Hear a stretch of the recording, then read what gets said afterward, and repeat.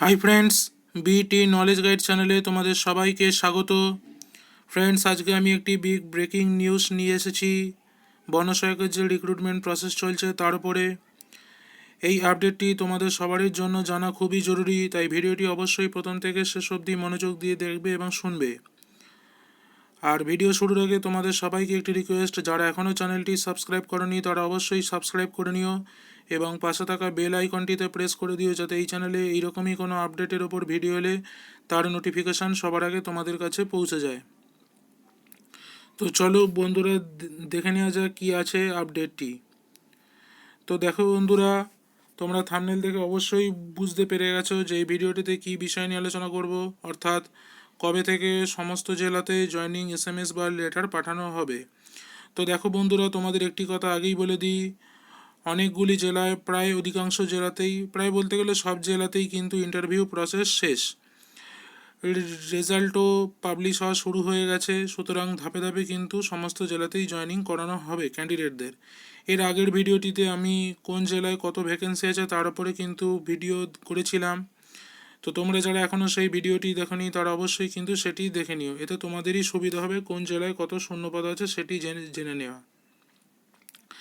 আর দেখো বন্ধুরা, এই ভিডিওটিতে আমি যে জিনিসটি আজকে জানাবো, তো সেই যে জিনিসটি হলো মোটামুটি ইন্টারভিউ প্রসেস শেষ হয়ে যাওয়ার পরে কবে থেকে জয়েনিং লেটার বা SMS সমস্ত ক্যান্ডিডেটদের কাছে পৌঁছে যাবে।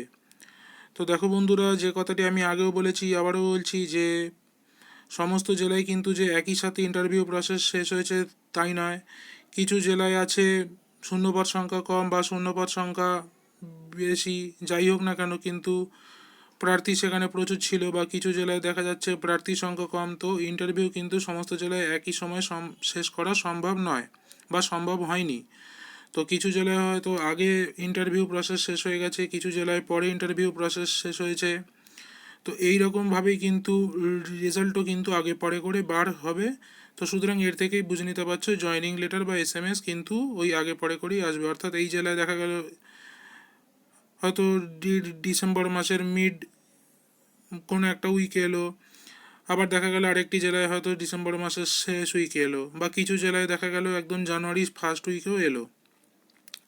তো মোটামুটি কিন্তু এইভাবে যদি পর্যালোচনা করে দেখা যায়, তো ডিএফও থেকে তথ্য পাওয়া অনুযায়ী যেই জিনিসটি আজকে তোমাদের জানাবো, মোটামুটি কিন্তু ডিসেম্বরের শেষ বা জানুয়ারির শুরুর মধ্যেই কিন্তু সমস্ত জেলাতে জয়েনিং লেটার বা SMS যারা কোয়ালিফাই করছো তাদের কাছে কিন্তু চলে যাবে।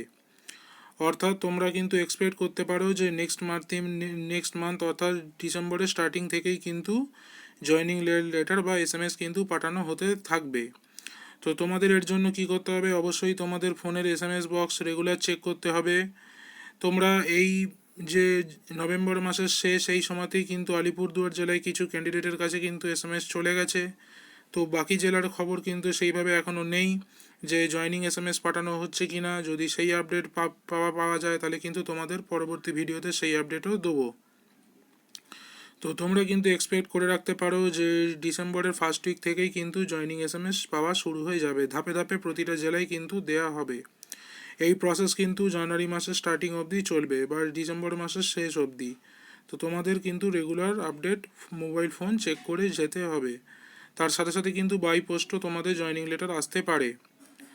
তো ফ্রেন্ডস, এই ছিল আজকের ভিডিওটিতে আপডেট। ভালো লাগলে অবশ্যই চ্যানেলটি সাবস্ক্রাইব করো, কারণ এইরকমই আপডেট আমি রেগুলার দিতে থাকি এই চ্যানেলে। আর এই ভিডিওটি প্রথম থেকে শেষ অবধি দেখার জন্য তোমাদের সবাইকে অসংখ্য ধন্যবাদ।